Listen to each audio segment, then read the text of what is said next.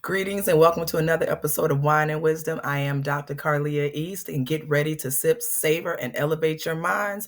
I've got the wisdom, you bring the wine. So let's go ahead and get this started. So, my question that I got from the audience this week is, how do I bounce back from setbacks and stay resilient when life throws curveballs? Y'all went deep. Y'all be going deep on these questions. Okay, how do I bounce back from setbacks? It's like a two-part question. And stay resilient when life throws me curveballs. Well, first of all, let's start with number one. You got to acknowledge the shit. You have to acknowledge your setback in the first place. I tell people all the time, in order for you to feel, you have to deal. People think it's the opposite way. They think that they feel something and then they start dealing with it. That's really not how it works. You deal with your shit first, because when you're dealing with something, you're looking for answers, you're searching, you're finding conclusions, you're lifting up rocks, you're doing the things that you need to do. And then when you do all of that, there are things that become exposed, things that become more of a reality. The rose-colored glasses are removed and the veil is now removed and the shit is in your face. And so at that point, that's when you really start feeling, because you start saying, holy shit, like all this stuff is going on. I didn't even know this was under the surface. So you have to acknowledge that you've had a setback in the first place.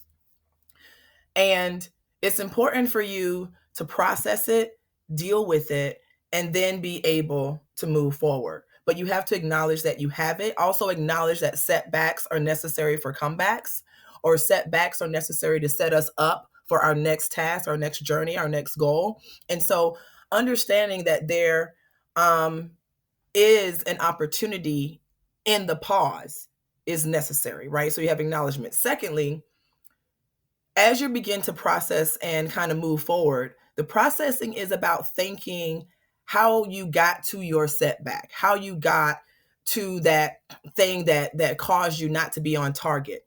When you start processing and thinking about the steps that you took to get there, then you're able to look at, what do I need to correct, right? Should I have been more stern here, more lenient here? Should I have set better boundaries here?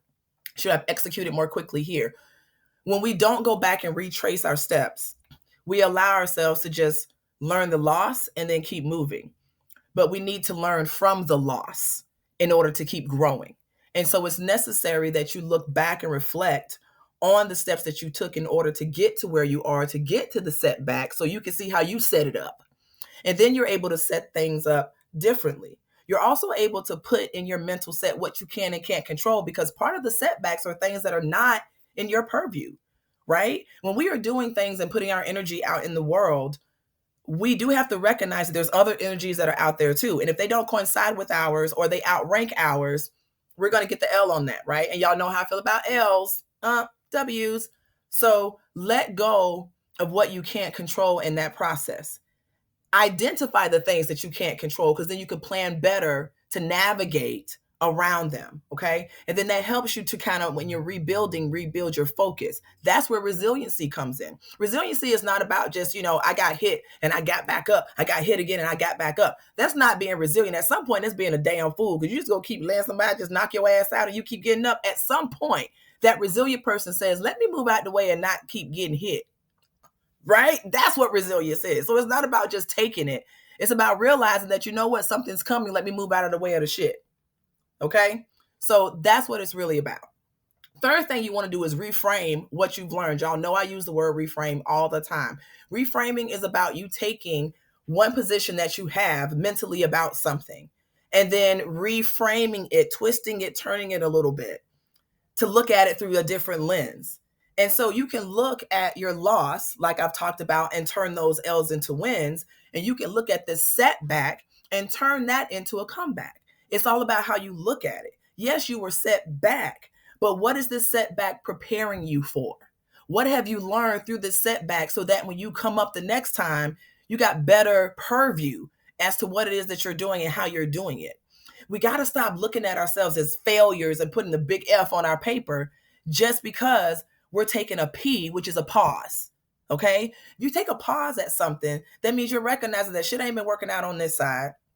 I need to pause for a second, re-strategize what it is I'm doing, look at what didn't work, do some research and find some shit that's going to work better, and then move forward. That's what that's about. See, sometimes we want to move on our time, and that's not the way life is designed. but it is designed for us to do the work. And so even when there's a pause, use that as an opportunity to secure your passion, because now you're given that time to refocus your energy. Okay. So I hope those 3 things have been helpful. Remember, when life throws you setbacks and you're trying to maintain resiliency, number 1, you got to acknowledge the shit. Number 2, you got to focus on the fact that you can't control everything and retrace your steps. And number 3, you got to reframe your lessons. Okay. So I hope that this helps you all who are dealing with some L's, who are dealing with some pivots, who are dealing with some setbacks right now. And I know it's, the early season, and sometimes we feel like this is a season of rebirth, but sometimes we got to go back and redo some shit, right? Because we didn't learn what we needed to last year. It is what it is. So I hope these nuggets are helpful. I know that I use them all the time. Please like, share my podcast with everybody, and please continue to send your questions in because I love them, especially 2-part questions. You guys continue to sip and savor, be healthy, and be safe, and I'll see you guys in 2 weeks. Take care.